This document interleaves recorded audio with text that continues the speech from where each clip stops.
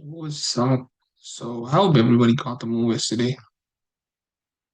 I really hope. So, and I don't think so. Like, I didn't see a lot of people who actually traded yesterday because there is like literally nothing to say here. How to say this? So, this 3 minutes is my trading window, and what I did, what I was seeing, spot price goes into a 15-minute fair value gap. And in the auto flow, it's also pretty much bearish, to be honest. Go ahead, log out paper, and then we'll log in with my for the future account. So I'm up almost 3% now. So, so that's a pretty good trade that I took yesterday. So what happened? So price inside of 15 minute fair value gap, and also sweeps liquidity, and that's a data high. And I was not sure where the price is gonna go, but I was sure that the price is bearish due to the order flow that we had, we break, and we have actually a change in state of delivery in 1 hour time frame. So pretty much everything is aligned, right? So what I see, 1 hour fair value gap and 15-minute fair value gap. That's a bearish fair value gap. Price holding. News candle didn't do much, so I was bearish, right? So this was this is what I was looking. I could have taken this trade right up here, but all I want to see is a sweep above this data high. So I was hoping that the price would do that, the market open at least. So if it goes like this from here, closes below, maybe like that, and out of this jumped in. I don't know if even actually once this imbalance has been inversed, like if I get an inverse I get just like this again up to there, I would have just taken a trade. So we also have change state of delivery. So basically, if we go to this was my paper trade. This was my paper trade. Once the price inverses this paper gap, I entered 10 lots, targeting New York low, previous day's New York low, and that would have been a pretty good trade if I would have taken that.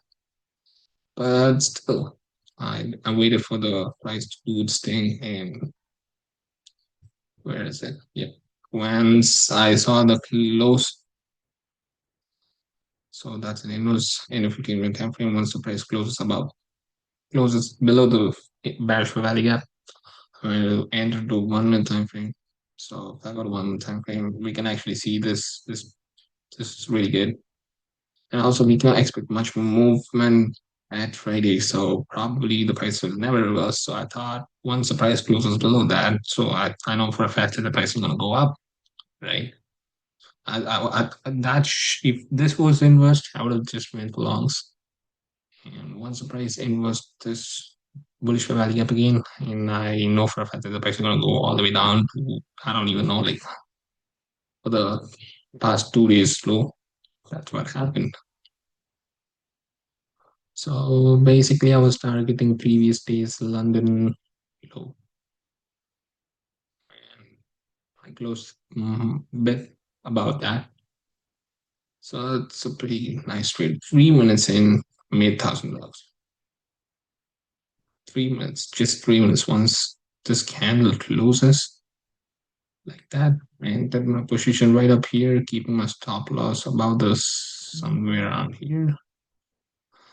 So my risk reward was what is it do? 3 minutes in $1,000. That's crazy, right?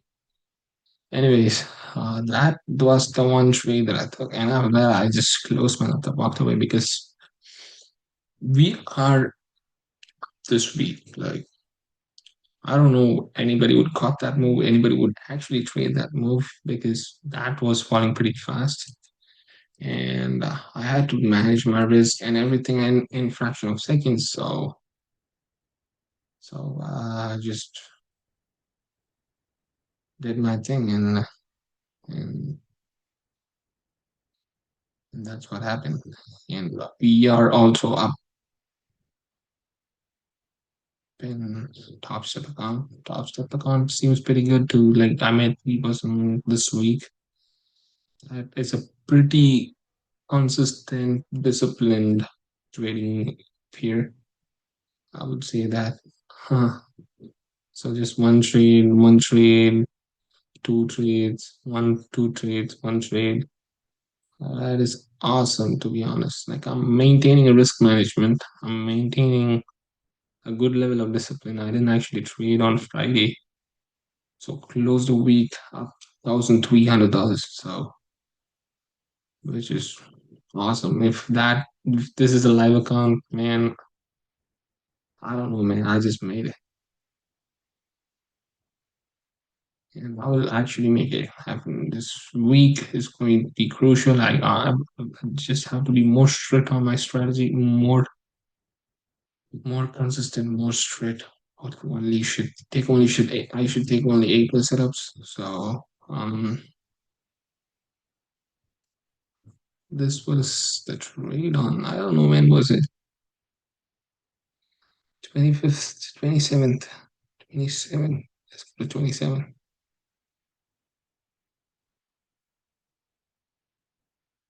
That's Wednesday, I guess. So Thursday. Thursday I fucked up on my phone futures, bro. Fucked up, really fucked up.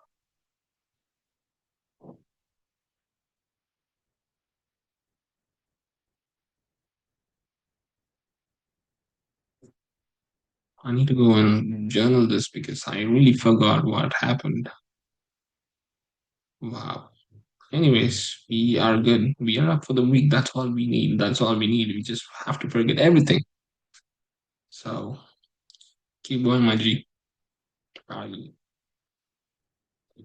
So yeah, that's basically it. So could have just avoided. I would have um, been up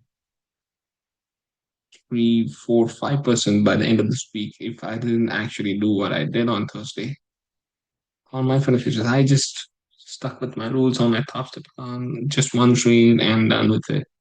I could have just went. I would have just should have just done with it, be done. So, but I actually didn't do it. I was just reading the whole day, and I just lost 1% on that day. I just made 1%, lost that 1%, and lost another percent, which is basically 2% on that particular day. So that can happen someday, but I'm gonna have to take accountability for it. So, yep, we are done. Nothing to say more. So, all right, then. See you guys. See me again tomorrow. Problems. Night. Adios.